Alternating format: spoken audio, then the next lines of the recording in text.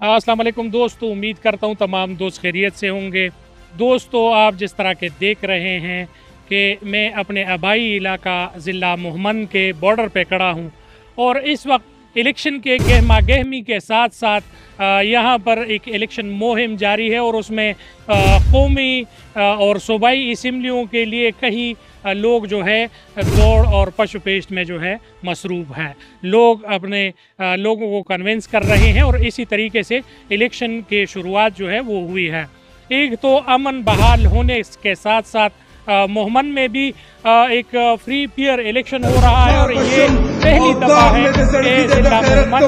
में पूरे मुल्क के साथ इलेक्शन हो रहा है। इससे पहले कौमी असम्बली के लिए इलेक्शन होता था मगर पाटा जम हो गया और जम होने के बाद ये पहला इलेक्शन है जो हो रहा है। इसमें इस वक्त जो है बड़े बड़े नाम इस दौड़ में शामिल है और इसमें पहला नाम जो है 2 बार एमएनए रहने वाला बिलाल रहमान का है और वो 2 बार यहाँ पर एमएनए रह चुके हैं। इस दफ़ा जो है उसके साथ और लोग भी इस दौड़ में शामिल है जिसमें जमात इस्लामी का मोहम्मद सईद ख़ान साहब है जो कि जमात इस्लामी से कई बार जो है इलेक्शन लड़ चुके हैं और एक संजीदा शख्सियत है। और ये भी बताया जा रहा है कि मोहम्मद सईद ख़ान को इस दफ़ा फेवरेट करार दिया जा रहा है। इसके बाद जो है एएनपी का निसार खान मोहम्मद है जो कि एएनपी का कैंडिडेट है और वो इससे पहले एमपीए भी रह चुका है और एक इलेक्शन वो जीत चुका है, सियासी बैकग्राउंड रखते हैं और इसके साथ साथ वो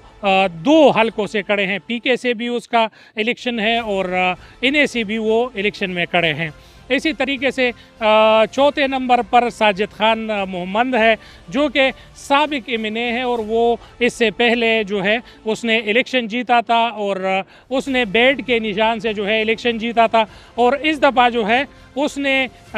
जो है आज़ाद हैसियत से इलेक्शन लड़ने का इरादा किया है। इसी असना जो है जेयूआई का मोहम्मद आरिफ खान जो है वो खड़े हैं और उनका और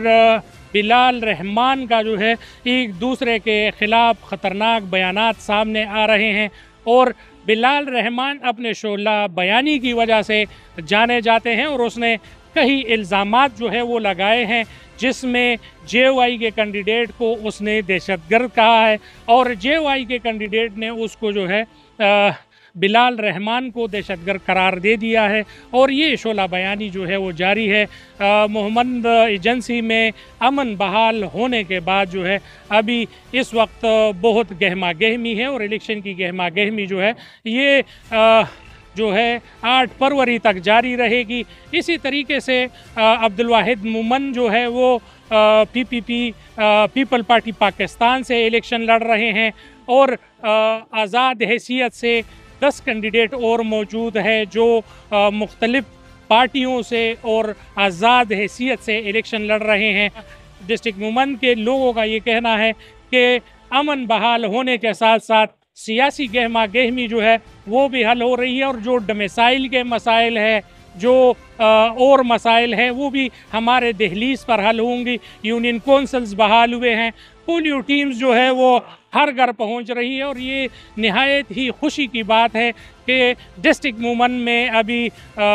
सोशल एक्टिविटीज़ जो है वो सरेआम हो रही है और उसमें कार्रवाइयाँ हो रही हैं। यहाँ पर मीडिया और सोशल मीडिया के एहलकारों के लिए खड़ा होना जो था वो बहुत मुश्किल था। आज सुम अल्हम्दुलिल्लाह मैं अपने आबाई गांव में और बाबे मोहम्मद के सामने खड़ा हूँ और आप देख रहे हैं सिक्योरिटी फोर्सेस मेरे करीब है। अल्लाह का शुक्र है सिक्योरिटी फोर्सेस ने बड़ा इज़्ज़त दिया है, बड़े एहतराम से उन्होंने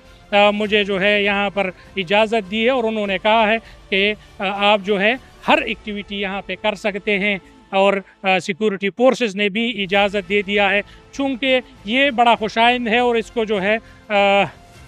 यहाँ पर ज़ाहिर करना ये बहुत बड़ी बात है। इंशाल्लाह इस हवाले से और न्यूज़ के हवाले से हमारे चैनल को लाइक करें, सब्सक्राइब करें और बेल का आइकन दबाएं। बहुत शुक्रिया। अस्सलाम वालेकुम।